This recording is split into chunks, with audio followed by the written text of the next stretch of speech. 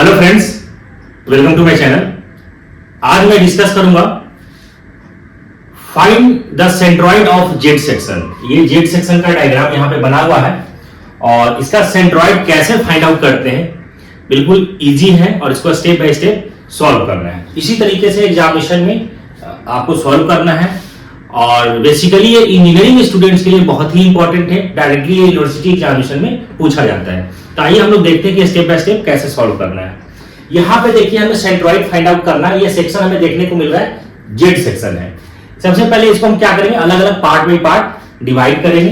तो जैसे देखिए यहाँ पे हमने क्या कर दिया, इसको एक पार्ट इसको ऐसा बना दिया, ये दूसरा और ये तीसरा, तीन पार्ट में डिवाइड हो गया, तीन कंपोनेंट यहाँ पे हो गया। अब सबसे पहला स्टेप हमें होगा कि इसमें हम लोग करेंगे क्या कि रेफरेंस एक्सिस हमें लेना जरूरी है। तो सबसे पहले हमने रेफरेंस एक्सिस ये ले लिया, यहां से यहां पे हमें लिखना है कॉपी के अंदर रेफरेंस एक्सिस मेंशन करना है। और दूसरा रेफरेंस एक्सिस हमने ये ले लिया, यहां से इसको हमने दिखा दिया रेफरेंस एक्सिस। हम लोग अपने अकॉर्डिंग इसको रेफरेंस एक्सिस लेना है, ठीक है, आपको ध्यान से सॉल्व करना है। तो अब यहां पे देखिए मैंने तीन कंपोनेंट इसका डिवाइड कर दिया। इसका मान लिया इसको फर्स्ट, इसको मान लिया हमने सेकंड और इसको मान लिया हमने थर्ड मान लिया। यहां पे फर्स्ट का इसका मैंने एज्यूम कर लिया कि इसका कहीं कहीं होगा सेंटर ऑफ ग्रेविटी या सेंट्रॉइड ऑफ कहीं, इसका मान लीजिए G1 और इसका यह मान लिया अपन A1, इसको अपन एज्यूम कर लिए A2 और इसको एज्यूम कर लिया अपन A3। इसका सेंटर ऑफ ग्रेविटी एज्यूम हमने कर लिया कि यहाँ इसका सेंटर ऑफ ग्रेविटी कहां पे हुआ, यहाँ पे G2 और यहाँ पे इसका होगा कहां पे G3। पूरे सेक्शन का जो सेंटर ऑफ ग्रेविटी है मैंने एज्यूम कर लिया कि यहाँ पे सेंटर ऑफ ग्रेविटी इसका मान लेते हैं कि यहाँ पे इसका सेंटर ऑफ ग्रेविटी आ गया, एजम्पशन मैंने कर लिया। और तो यहाँ से यहाँ ये जो डिस्टेंस हो गया, यहाँ से यहाँ क्या हो गया, ये हो गया x बार और यहाँ से यहाँ ये जो डिस्टेंस हो गया ये हो गया आपका y बार हो गया, ठीक है। इस रेफरेंस एक्सिस से यहाँ से ये यहाँ से आ रहा है, इस रेफरेंस एक्सिस से ये क्या हो गया y बार और यहाँ से रेफरेंस एक्सिस से क्या हो गया ये हो गया x बार हो गया। अब हमें कैलकुलेट क्या करना है, x बार कैलकुलेट करना है और y बार कैलकुलेट करना है। और इसके लिए हमें फार्मूला होता है जो हम लोग अभी देखेंगे। तो हमें सबसे पहले स्टेप बाय स्टेप हमें क्या करना है, सॉल्व करना है। अब हमने इसको फर्स्ट एज्यूम किया है, तो सबसे पहले हम लोग क्या करेंगे, कैलकुलेट करेंगे एरिया किसका, फर्स्ट वाले का एरिया। तो एरिया यहां से क्या निकलेगा, लेंथ इंटू विड्थ। हमें रेक्टेंगुलर दिख रहा है यहाँ पे, तो लेंथ इसका कितना है 100 और विड्थ इसका कितना है 20। तो हम लोग कैलकुलेट करेंगे कितना हो जाएगा 100 इंटू 20। इसको हम लोग क्या लिखेंगे 20,000 और ये सारे जो यूनिट दिया हुआ है आपको क्या है सेंटीमीटर में है, तो आपको क्या लिखना है यहाँ पे सेंटीमीटर, यहाँ पे क्या हो जाएगा सेंटीमीटर स्क्वायर। अब हम लोग बात कर रहे हैं यहाँ पे x1 हमें कैलकुलेट करना है और क्या करना है y1 कैलकुलेट करना है। अब आप देखिए यहाँ से ये हमें ये जो दे रखा है ये 20 है और यहाँ से यहाँ टोटल दे रखा है 60 है। तो ये जो यहाँ से यहाँ ये जो डिस्टेंस होगा वो कितना होगा, ये वाला डिस्टेंस कितना हो जाएगा 40 हो जाएगा। क्लियर है फ्रेंड्स, ये कितना डिस्टेंस हो जाएगा 40 का हो जाएगा। अब हमें निकालना क्या है, हमें जो कैलकुलेट करना है इसका निकालना है x निकालना है, x1 निकालना है। तो ये वाला रेफरेंस एक्सिस का हम डिस्टेंस कंसीडर करेंगे। तो यहां से 40 प्लस हमें क्या निकालना है इसका, तो x का निकालेंगे तो क्या हो जाएगा, जो हमारा जो लेंथ है इसे डिवाइडेड करेंगे, हाफ करेंगे। तो यहां से कितना हो जाएगा 100 डिवाइडेड बाय 2, ये कितना हो जाएगा 50 प्लस 40, ये हमारा आ गया 90 सेंटीमीटर, ठीक है।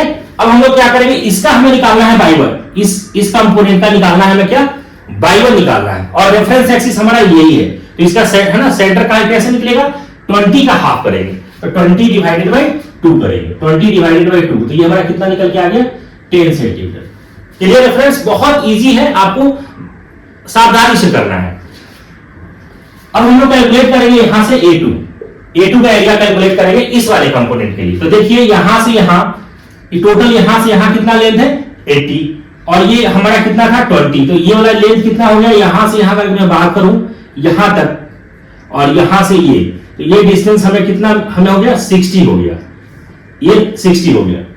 क्लियर है, तो 60 इंटू ये 20 कितना हो जाएगा आपका 60 इंटू 20 1200 सेंटीमीटर स्क्वायर। अब हम लोग यहां से निकालेंगे क्या निकालेंगे x2 कैलकुलेट करेंगे और y2 कैलकुलेट करेंगे। अब देखिए x2 कैसे कैलकुलेट करना है, ये डिस्टेंस हमें कितना था 40, अभी देखिए, और इसका हमें क्या करना है सेंटर निकालना है। तो ये 20 का हाफ, ये कितना हो जाएगा 40 प्लस 10/2 तो सॉरी 10 नहीं 20 दे रखा है, ये 20 है ना, ये 20/2, तो कितना हो गया आपका 50, ये सेंटीमीटर। बिल्कुल सावधानी से करना है फ्रेंड्स, और आपको गलती नहीं करना है। अब हम लोग यहाँ पे क्या करेंगे, y2 कैलकुलेट करेंगे। तो y2 कैसे करेंगे, यहां इस रेफरेंस एक्सिस आप देखिए, यहां से ये हमें y2 करना है, तो ये कितना है 60, यहां से यहां क्या है 60 है, और हमें रेफरेंस एक्सिस यहां से लेना है, तो रेफरेंस एक्सिस ये वाला कितना है 20 है, तो 20 प्लस 60 डिवाइडेड बाई 2, तो कितना हो गया, ये भी हो गया आपका 50 सेंटीमीटर। कैलकुलेट हो गया फ्रेंड्स। अब हम लोग बात करते हैं थर्ड वाले कंपोनेंट का। तो थर्ड वाले कंपोनेंट का क्या हो जाएगा, लेंथ इंटू ब्रेड्थ, तो ये कितना हो जाएगा A3 हम लोग कैलकुलेट करेंगे, तो कितना हो जाएगा 20 इंटू 60, तो कितना हो गया 1200 सेंटीमीटर स्क्वायर। अब हम लोग यहां से निकालेंगे x3 और यहां से निकालेंगे y3। अब देखिए x3, तो यहां से x3 रेफरेंस एक्सिस तो हमारा यही है, और x3 की बात करते हैं, तो इसका हाफ करेंगे तो कितना हो जाएगा 60 डिवाइडेड बाई 2, तो ये कितना हो जाएगा आपका 30 सेंटीमीटर। अब हम लोग बात करते हैं y3, तो y3 देखिए, y3 हम लोग रेफरेंस एक्सिस यहां से करेंगे, आप कैलकुलेट करिए कितना आएगा, आप कैलकुलेट करके बताइए फ्रेंड्स, ठीक है। अब देखिए रेफरेंस एक्सिस हमें यहां से लेना है, तो ये डिस्टेंस कितना है 80, और ये कितना है 20, तो 20/2, तो यहां से 80 प्लस 20/2, ये कितना आ जाएगा 10 प्लस 90, ये हो जाएगा 90 सेंटीमीटर।